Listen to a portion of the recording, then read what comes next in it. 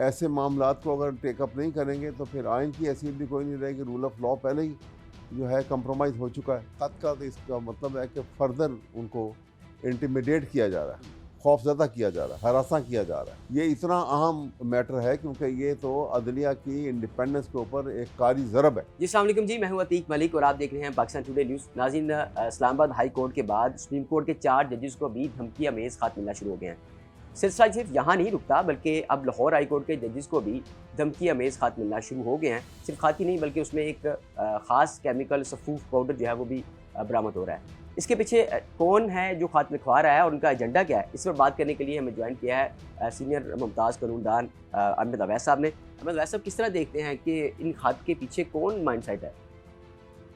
देखिए, एक बात तो बड़ी वाज़ेह है जो इस ख़त से मुतरश्शे है कि ये काम जो है जो उनको ऊपर प्रेशराइज़ किया जा रहा है मुस्तकिल, और ब्लैकमेल भी किया गया है और किया जा रहा है, और इसके पीछे एजेंसीज़ का हाथ है, इसमें तो कोई शक नहीं है। क्योंकि जज साहबान है, बहरहाल एक जज के मुंह से ये बात निकले और जज की कलम से जब बात निकलती है तो वो कोई एक एक एक उसको कॉमन मैन की एक इर्रेस्पॉन्सिबल स्टेटमेंट नहीं कहा जा सकता। तो ऐसी सूरत में अब जबकि इतना ब्लैकमेल इस लेवल के ऊपर एजेंसीज जो है वो जज साहबान को कर रही हैं, तो उसके बाद ये ख़त का तो इसका मतलब है कि फर्दर उनको इंटिमिडेट किया जा रहा है, खौफज़दा किया जा रहा है, हरासा किया जा रहा है। और लेकिन अफसोस की बात यह है कि सुप्रीम कोर्ट को चीफ जस्टिस साहब की सरबराही में जो बेंच बना है, उस बेंच में आज जो कार्रवाई हुई है उसके अंदर कार्रवाई के बाद उन्होंने इसको तकरीबन एक महीने की डेट डाल दी है। गालिबन 29 अप्रैल की तारीख रखी है उसके अंदर। तो ये इतना वाइटल इशू है और हर दिन जो गुजरेगा वो एजेंसीज़ का प्रेशर जो है वो बढ़ेगा, क्योंकि एजेंसीज़ को तो ये पता लग चुका है कि वो फंस गए हैं।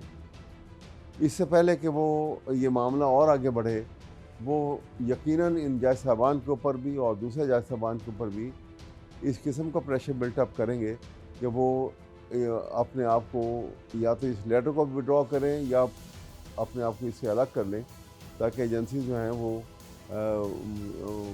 इस कंट्रोवर्सी में सामने ना आ सके। अच्छा, ख़त जो धमकी अमेज़ ख़त का सिलसिला है, वो high court, Islamabad high court से सुप्रीम कोर्ट पहुँचा और सुप्रीम कोर्ट से अब लाहौर हाई कोर्ट पहुँच चुका है। तो क्या ये सिलसिला अब चलता रहेगा ऐसे? साहब, ये जब तक इसको रोकेंगे नहीं तो चलता रहेगा ना। और रोकने का तरीका तो यही था कि इसको फुल कोर्ट बेंच बनता, या जिस तरह 6-7 रुकनी बेंच भी बना है तो इसको आज को कार्रवाई की जाती और कार्रवाई को डे टू डे बेस पे करते सारे। ये इतना अहम मैटर है क्योंकि ये तो अदलिया की इंडिपेंडेंस के ऊपर एक कारी ज़रब है। इसलिए सब केस जो हैं बेशक उनको सस्पेंड कर छोड़ते, वैसे भी कौन सा इतना तेज़ी से काम हो रहा है, बैकलॉग जहाँ इतना है वहाँ इतने वाइटल इश्यूज़ के लिए उनको पेंडिंग रखते और इसको डे टू डे बेस के ऊपर ये केस को चलाना चाहिए था, और उससे ये मसला जो है घंटों और दिनों में इसको रिजॉल्व करना चाहिए था इसको। और मसमा नज़र जो है वो आपका वो जुडिशरी की ताज़ीम और उनकी इज़्ज़त जज साहबान की, उसको सामने रख के ये करना था ताकि माशरे के अंदर, सोसाइटी के अंदर जुडिशरी का मुकाम जो है वो एक ऑनरेबल और एक इज़्ज़त का मुकाम जो है वो बरकरार रहे और उसमें उसको तक़वियत मिले।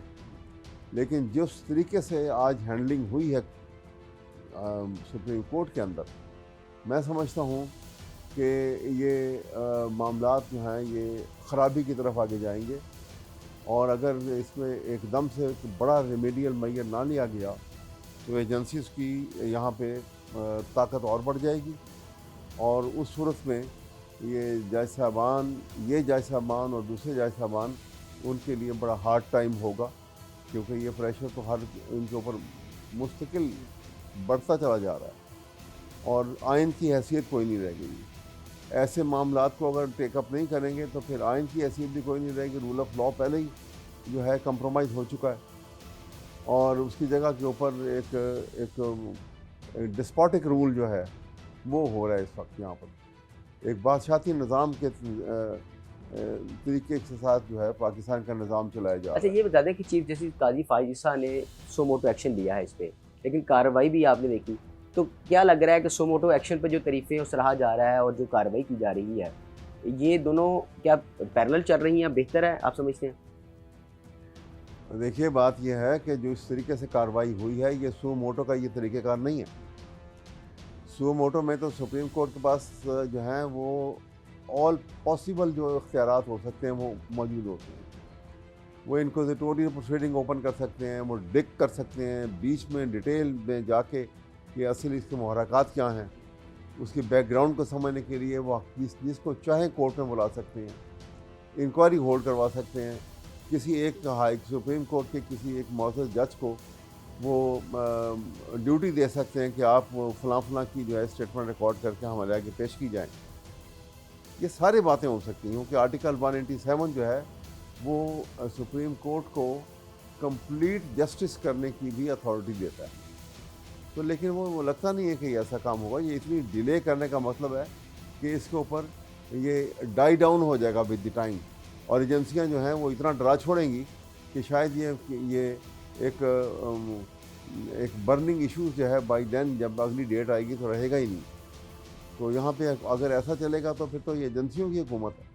फिर यहाँ पे सुप्रीम कोर्ट और लीगल प्रोफेशन की भी कोई हैसियत नहीं रहेगी। अच्छा, ये सफ़ूफ और जो पाउडर ख़ास किस्म का खाद पे डाला जा रहा है, क्या इसकी मिसाल पहले मिलती है और इसका क्या मकसद समझते हैं?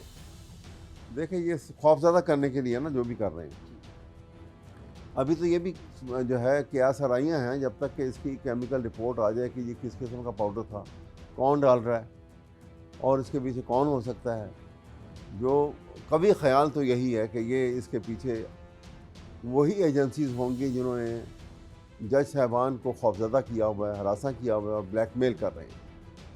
अब चीज़ जब सामने आएगी, यहाँ पे अगर डे टू डे हियरिंग हुई होती तो सुप्रीम कोर्ट इसको टेकअप करते और वहाँ पे बुलाया जाता, इनके सरबराहान को कोर्ट में बुलाया जाता और उनको उनके भी ज़िम्मेदारियाँ कुछ जो है उनको याद दिलाई जाती और इस मैटर को टेकअप किया जाता। लेकिन ये 1 महीने तक जब कुछ नहीं होगा तो फिर बहुत कुछ हो जाएगा उस पीरियड के अंदर। चलिए, बहुत शुक्रिया जी, गुफ्तगू आपने जानी।